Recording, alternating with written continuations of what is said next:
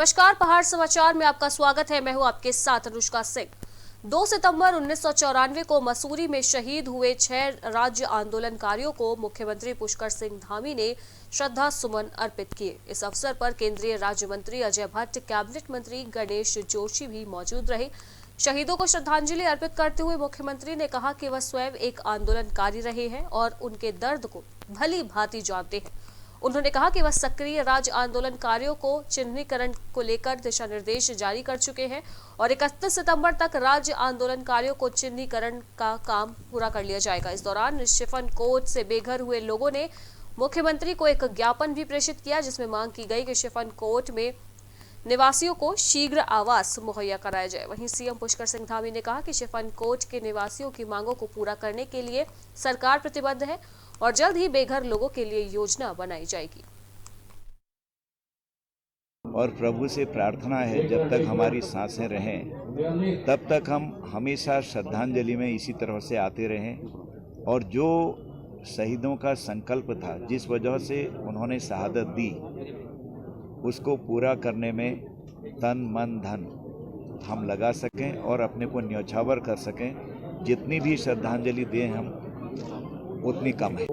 आज हम मसूरी गोलीकांड के हमारे सभी शहीदों को नमन करते हैं और निश्चित रूप से उन शहीदों के सपनों के अनुरूप उत्तराखंड राज्य का निर्माण करने के लिए हम संकल्पबद्ध हैं। हम उस दिशा में बढ़ेंगे, उस दिशा में आगे कदम बढ़ाएंगे और जो भी हमारे आंदोलनकारी भाई हैं उनकी जो भावनाएं हैं उसके लिए हमने कुछ फैसले भी लिए हैं सरकार ने, क्योंकि जैसे हम चिन्हीकरण की तिथि को आगे बढ़ा रहे हैं, इसी प्रकार से जो पेंशन है उस पेंशन को भी उनके आश्रितों को, पति या पत्नी, उनको भी आगे कंटिन्यू करेंगे उनकी मृत्यु के कांड में जो 6 जने शहादत दी थी जिन्होंने, उनको सत प्रणाम करता हूँ और सत नमन करता हूँ। और मैं जो उन्होंने सपने देखे थे, उनके सपने अभी तक उत्तराखंड बनने के बावजूद भी साकार नहीं हो पाए। जल जंगल जमीन जिनके लिए वो शहीद हुए थे और जो उन्होंने कल्पना करी थी कि हमारे बच्चों को रोजगार मुहैया होंगे, वो सपने उनके चूर होते दिख रहे हैं। और मैं पूरा प्रयास रहेगा कि मैं पूरे पहाड़ी बहुमूल्य क्षेत्र के साथ कंधे में कंधा मिलाकर उनके सपनों को साकार करने का पूरा प्रयास करूँ। वहीं इसी खबर पर तमाम जानकारी के लिए हमारे मसूरी संवाददाता शुभम हमारे साथ जुड़ चुके हैं। तो शुभम, जिस प्रकार से आज 6 राज्य आंदोलनकारियों के शहीदी पर आज सीएम पहुंचे हुए थे, जहां पर उन्होंने श्रद्धा सुमन अर्पित किए हैं, क्या कुछ जानकारी और आपको मिल पा रही है? जी बिल्कुल, आपको बता दूं कि 2 सितंबर जो है मसूरी के इतिहास में बहुत बड़ा जो है। इस दिन ही जो है 6 आंदोलनकारी जो उत्तराखंड के मसूरी से मारे गए थे, शहीद हो गए थे। तो उसी के श्रद्धावन के लिए जो है मुख्यमंत्री पुष्कर सिंह धामी और केंद्रीय राज्य मंत्री अजय भट्ट और गणेश जोशी जो कैबिनेट मंत्री है, उन्होंने शिरकत की। उन्होंने जो है पुष्प अर्पित किए, लेकिन उसी दौरान वहाँ पर जो है शिफन कोर्ट निवासी भी मौजूद थे जो धरना प्रदर्शन देने के लिए थे, जिनके जो 84 परिवार थे उनको बेघर कर दिया गया था। उसी को लेकर जो आज उन्होंने जो मुख्यमंत्री को एक ज्ञापन सौंपा कि उनके मकानों को जल्द से जल्द किया जाए। जिस तरीके से गणेश जोशी द्वारा जो खाली उन्हें आश्वासन दिया विधायक है, लेकिन जिस कार्य के लिए जो उनको बेघर थे, उनको मकान नहीं मिला था, उसको लेके जो वहाँ पर उन्होंने अपना ज्ञापन भी दिया। और साथ ही साथ आज मुख्य जो हमारे कैबिनेट मंत्री गणेश जोशी है, उनके द्वारा एक विवादित बयान भी दिया गया, जिसमें वो पुष्कर सिंह धामी को पूर्व मुख्यमंत्री बताना है, जो कहीं ना कहीं एक मंत्री होने के नाते बहुत गलत बयान है, क्योंकि जिस गरिमा में रह के बोलना चाहिए वो चीज भूल जा रहे हैं, जो बहुत ही है। जी तो बहुत बहुत धन्यवाद शुभम आपका इस तमाम जानकारी के लिए। तो मसूरी से इस वक्त हम आपको बड़ी खबर बता रहे थे, जहां शहीद राज्य आंदोलनकारियों को सीएम ने श्रद्धांजलि अर्पित की है। वहीं उत्तराखंड आंदोलन में 2 सितंबर 1994 को मसूरी पुलिस गोलीकांड में शहीद हुई बेलमती चौहान श्रद्धांजलि उनको अर्पित की गई है। बेलमती चौहान महाविद्यालय पोखरी में स्थानीय लोगों ने उन्हें श्रद्धांजलि अर्पित की। आपको बता दें कि गजा क्षेत्र के खलूड़ गांव निवासी बेलमती चौहान उत्तराखंड आंदोलन के दौरान 2 सितंबर 1994 को मसूरी पुलिस गोलीकांड में आज ही के दिन शहीद हो गई थी। पृथक उत्तराखंड आंदोलन के लिए शहीद हुई बेलमती चौहान के नाम पर पोखरी में राजकीय महाविद्यालय भी स्थापित किया गया है। महाविद्यालय में उनके चित्र पर फूल माला अर्पित कर उन्हें श्रद्धांजलि दी गई। साथ ही पृथक राज्य के आंदोलन के लिए उनके संघर्ष और बलिदान को भी याद किया गया। 1994 ईस्वी में शहीद बेलमती चौहान की पुण्यतिथि 27वीं पुण्यतिथि को आज हमारे महाविद्यालय में उनको श्रद्धांजलि दी। इस महाविद्यालय राजकीय महाविद्यालय पोखरी में हमारा विद्यालय चल रहा है शहीद वेलमती चौहान के नाम से, और हमें यहाँ शिक्षा ग्रहण की जो शहीद वेलमती चौहान के नाम से। शहीद वेलमती चौहान थी जो 2 सितंबर 1994 को 27 वर्ष पूर्व मसूरी गोलीकांड में उन्होंने अपनी शहादत दी। उन्होंने अपने जान की परवाह न करते हुए उत्तराखंड राज्य के लिए, यहाँ के निवासियों के हितों के लिए अपने प्राण भी न्यौछावर कर दिए। उन्हीं की इस शहादत को याद करते हुए पोखरी पट्टी क्षेत्र में स्थित इस राजकीय महाविद्यालय का नाम उनके नाम पर शहीद वेलमती चौहान राजकीय महाविद्यालय। उत्तराखंड प्रदेश कांग्रेस कमेटी के कार्यकारी अध्यक्ष रंजीत रावत नरेंद्र नगर स्थित चंद्रा पैलेस में आयोजित सम्मान समारोह में शामिल होने पहुंचे, जहां कार्यकर्ताओं ने उनका जोरदार स्वागत किया। कार्यक्रम के दौरान करीब 70 लोगों ने कांग्रेस की सदस्यता भी ग्रहण की है, जिसमें बीजेपी के भी कई नेता शामिल हैं। कार्यकारी अध्यक्ष रंजीत रावत ने भाजपा सरकार को प्रदेश के अंदर हर मोर्चे पर विफल बताया। उन्होंने कहा कि प्रदेश में भ्रष्टाचार, महंगाई, बेरोजगारी, बढ़ते तेल व रसोई गैसों के दामों ने जनता की कमर तोड़कर रख दी है और गरीबों का जीना भी दूभर हो चुका है। आज 14 करोड़ लोग जो रोजगार में थे बेरोजगार हो गए हैं। उस पार्टी की सरकार में जिन्होंने हर साल 2 करोड़ बेरोजगारों को रोजगार देने की बात की थी, आज हमारा नौजवान निराश है, हताश है, कुंठा में है। दूसरा मुद्दा है महंगाई, जो खाने का तेल कांग्रेस के 65-70 साल के कार्यकाल में 70 रुपये से ऊपर नहीं गया, 200 के पार है।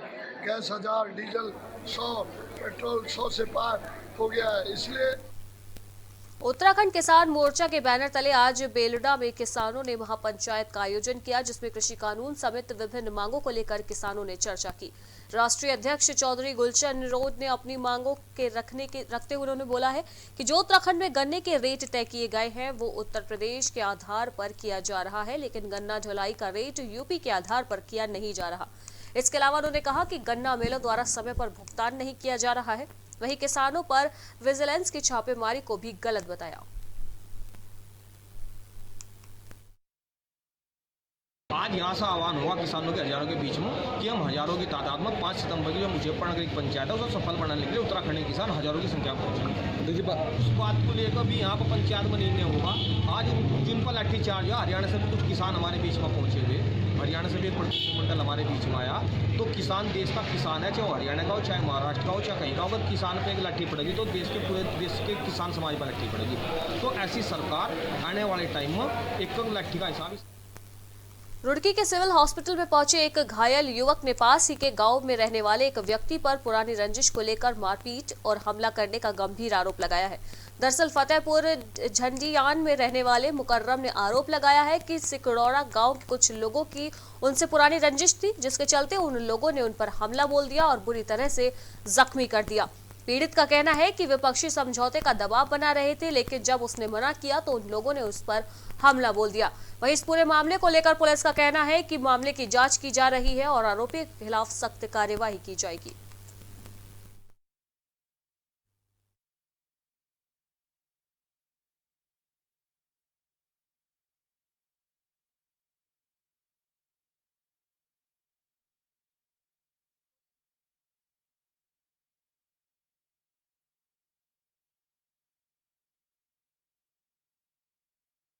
मैं इधर से हल्दियोर की तरफ से जा रहा था तो बीच में एक बंदा रोक के कहने लगा ये कौन है जी। एक मेरे पीछे बैठा था साथ में, तो उसने कहा कि यो जी फतेहपुर का आगे से बुलाओ। मैं उनके पास चला गया, गाड़ी के पास खड़ा रहा जी। तो उन्होंने कुछ नहीं पूछा, कोई बिना नहीं कुछ नहीं जी, मारपीट कर दी तुरंत। चल मुँह से भी फोन आया मेरे।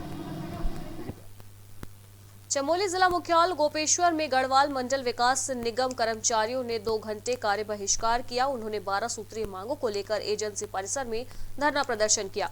बाद में कर्मचारियों ने जिलाधिकारी हिमांशु खुराना के जरिए सीएम को ज्ञापन भेजा। कार्य बहिष्कार के दौरान पेट्रोल, रसोई गैस लेने आए उपभोक्ताओं को परेशानियों का सामना करना पड़ा। संयुक्त कर्मचारी महासंघ के जिला अध्यक्ष विजय पुरोहित के नेतृत्व में 2 घंटे का कार्य बहिष्कार किया गया। जिला अध्यक्ष ने कहा कि वर्षों से दैनिक वेतन में काम कर रहे कर्मियों को नियमित करने, संविदा कर्मचारियों का वेतन 25,000 करने और दोनों निगमों को कोरोना काल में हुए नुकसान को देखते हुए 50-50 करोड़ का आर्थिक पैकेज देने की मांग की गई है।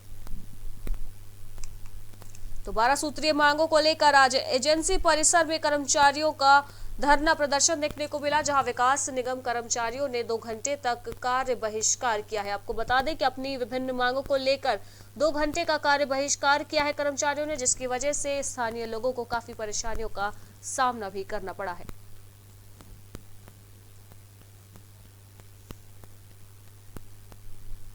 आम आदमी पार्टी के जिला अध्यक्ष संतोष कबड़वाल के नेतृत्व में पार्टी कार्यकर्ताओं ने भाजपा कार्यकर्ताओं द्वारा डराए धमकाए जाने को लेकर थाने में तहरीर दर्ज कराई है। बता दें कि आप कार्यकर्ताओं का आरोप है कि 300 यूनिट बिजली फ्री देने के वादे को लेकर बीजेपी के कार्यकर्ता उन पर दबाव बना रहे हैं। बता दें कि आम आदमी पार्टी के कार्यकर्ता 300 यूनिट फ्री बिजली देने के वादे के साथ जनता के बीच पहुंच रहे हैं और उन्हें चुनावी वादों को अपने सामने रख रहे हैं। संतोष कबड़वाल ने बताया कि बीजेपी के कार्यकर्ताओं द्वारा हमारे महिला कार्यकर्ता को जंगल में ले जाकर टुकड़े टुकड़े करने की धमकी भी दी जा रही है।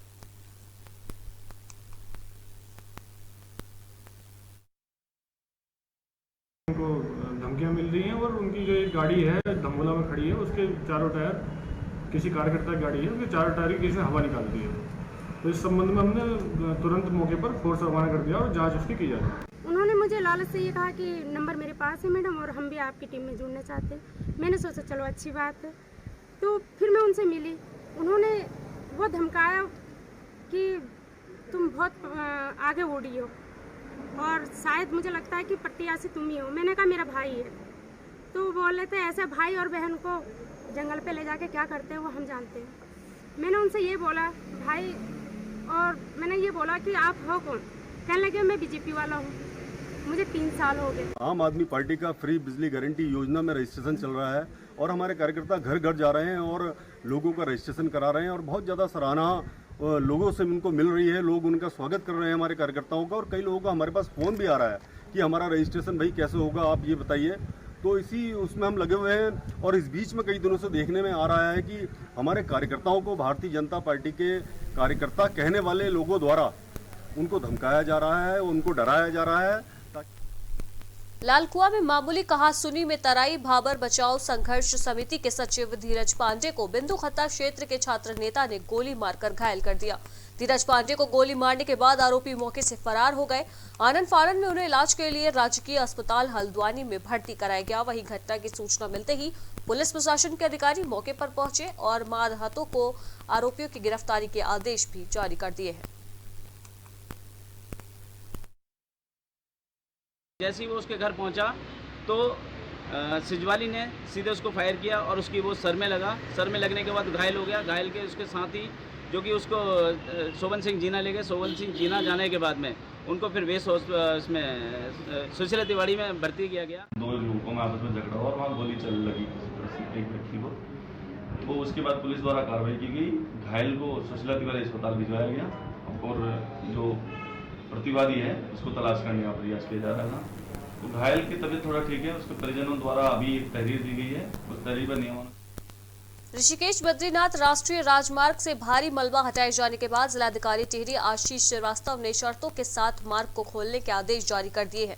डीएम ने कहा कि जिन मार्गों पर मलबा आने की संभावना है उन रास्तों पर असमय जेसीबी तैनात इस वक्त की जाएगी। इसके अलावा नेशनल हाईवे 58 पर मुनि की रीति से कीर्ति नगर तक यातायात सुबह 8 बजे से लेकर शाम को 5 बजे तक चलता रहेगा। बता दें कि पिछले महीने की 27 अगस्त से अब तक देवप्रयाग, श्रीनगर, चमोली, रुद्रप्रयाग जाने और आने वाले यात्रियों को ऋषिकेश से भद्रकाली, नरेंद्र नगर, देवप्रयाग से आवाजाही करनी पड़ रही है, जिसकी वजह से लोगों को काफी दिक्कतें हो रही है।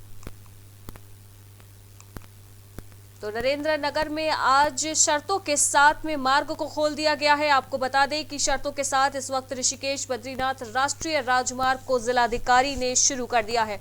वहीं आपको बता दें कि मलबा गिरने वाले जो संवेदनशील इलाके हैं उन पर हर वक्त जेसीबी तैनात रहेगी।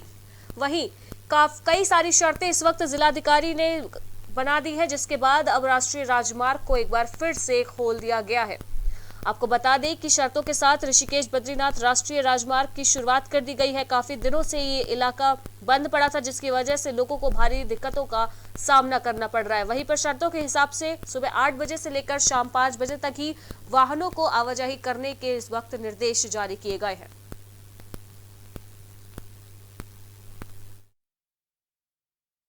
ये जो रोड बंद थी बारिश के कारण काफ़ी बड़ा पहाड़ आया था और इस पर काफ़ी दिन लग गए थे रोड खोलने में।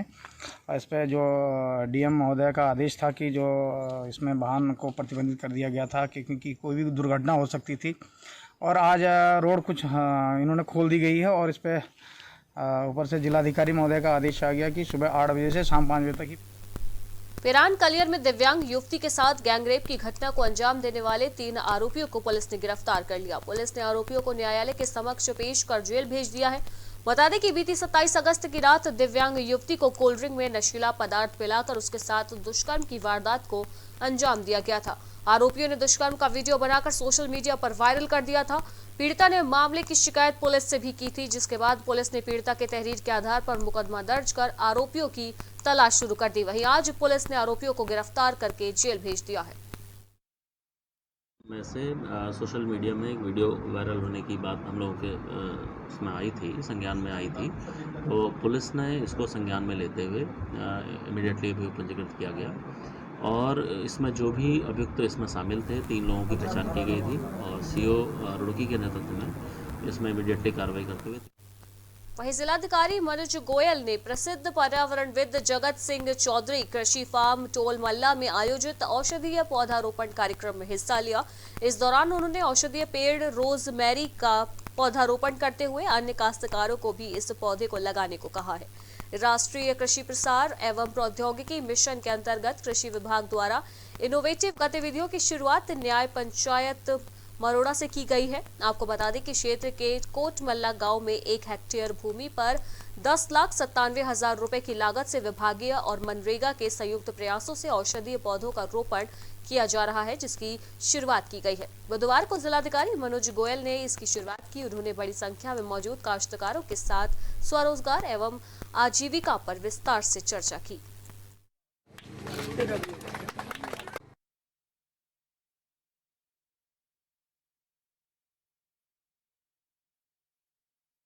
और इस डब्बे तक पहुंचते पहुंचते 100 रुपए किलो से 3,000 रुपए किलो का फर्क कहाँ पे आया? मार्केटिंग। बहुत अच्छा, ऑसम, बहुत ही बढ़िया। मार्केटिंग में क्या किया इन्होंने? पैकिंग।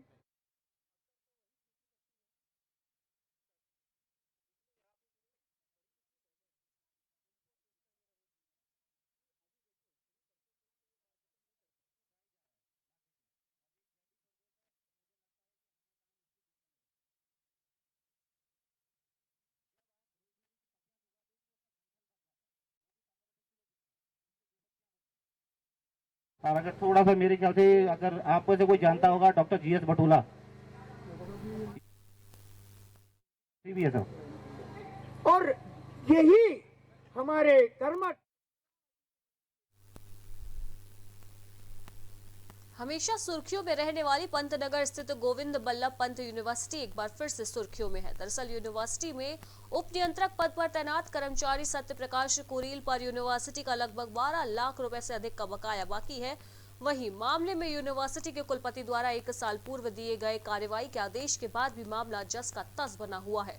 बता दें कि गोविंद बल्लभ पंत यूनिवर्सिटी निवासी आरटीआई कार्यकर्ता राजेश सिंह द्वारा मांगी गई एक सूचना में पता चला कि यूनिवर्सिटी के उप नियंत्रक पद पर तैनात सत्य प्रकाश कुरील पर यूनिवर्सिटी में बिजली, पानी, भवन किराए के उपयोग के नाम पर लगभग 12 लाख से अधिक का बकाया है। लेकिन यूनिवर्सिटी प्रशासन सत्य प्रकाश कुरील पर कोई भी कार्रवाई करने और बकाया रकम को वसूलने की बजाय मामले को रफा दफा करने में जुटा हुआ है। यूनिवर्सिटी में एक केस पेंडिंग है, वो इतना ही नहीं है, उसके पीछे काफ़ी लंबी हिस्ट्री है क्योंकि वो दूसरी जगह बरसार में नौकरी करने के साथ लिंक्ड है। रिमेंबर काफ़ी टाइम हुआ उसको केस को फाइल को, और वो अभी कंट्रोलर ऑफिस में जो कंट्रोलर हैं वही डील करते हैं कि वही एस्टेट्स के मालिक भी हैं। तो पैसा डिप्टी कंट्रोलर के पद पे यहाँ पे है ये एसपी कुरील जो है डिप्टी कंट्रोलर है यहाँ पे जो है, क्योंकि इन पर कई अनियमितताएं हैं। 2-3 अनियमितताओं को तो मैंने ही इसमें जो मैंने उजागर किया इनकी जो है फर्जी टी बिल भी लिया इन्होंने जो है। इसी तरीके से इन्होंने आवास जो है एक समय में 2-2 आवास ले रखे थे सब जो है, और कर्मचारियों की यहाँ पे पहले दिनों से कटौती होगी। लेकिन इनका जब मैंने उजागर किया था आरटीआई के द्वारा तो ये बहुत मजबूत अधिकारी अपने भ्रष्टाचार से संबंधित और बड़ा मजबूत अधिकारी अपने उसमें और लूट भगवानपुर थाना क्षेत्र में नशे का कारोबार तेजी के साथ बढ़ रहा है, जिसे देखते हुए मदरसा सईदिया रायपुर कारी हुसैन अहमद की तरफ से एक नशा मुक्ति जागरूकता अभियान का आयोजन किया गया, जिसमें दूर दराज से आए सैकड़ों लोगों ने नशे से होने वाले दुष्प्रभावों के बारे में जानकारी ली। काली नदी के चौकी इंचार्ज पुष्पेंद्र नेगी ने मदरसे में नशा मुक्ति जागरूकता अभियान में मौजूद ग्रामीणों के सहयोग से अपील करते हुए नशे से दूर रहने का सुझाव भी दिया। वहीं मदरसे के नाजिम हुसैन अहमद ने मीडिया से रूबरू होते हुए बताया कि हमारी ओर से लगातार कोशिश की जा रही है और जल्द से जल्द इस स्मैक की रीढ़ की हड्डी भी तोड़ी जा सके, जिसके लिए हम सभी लोग प्रयास कर रहे हैं। अब्दुल्ला नफीस, मदरसा सईदिया रायपुर, भगवानपुर ब्लॉक, जिला हरिद्वार। यहाँ आज एक बहुत अहम मीटिंग हुई, बहुत अच्छा प्रोग्राम हुआ। गांव के आसपास में ब्लॉक भगवानपुर के आसपास के जो गांव है वो इसमें जो है शरीक हुए और हमारी यही कोशिश हुई कि यहाँ जागरूकता अभियान चलाया जाए। हमारे जो नौजवान नस्ल है ये इस काम में बहुत लगे हुए हैं और छोटे छोटे जो है हर घर के अंदर जो है इस तरीके से काम कर रहे हैं। कोई पी रहा है, कोई बेच रहा है। हमने पुलिस प्रशासन को भी इस बात की इत्तला दी कि सर जी हमारे। और इसी के साथ उत्तराखंड की खबरों में फिलहाल इतना ही। देश दुनिया की बाकी की तमाम खबरों के लिए आप बने रहिए प्राइम टीवी के साथ। नमस्कार।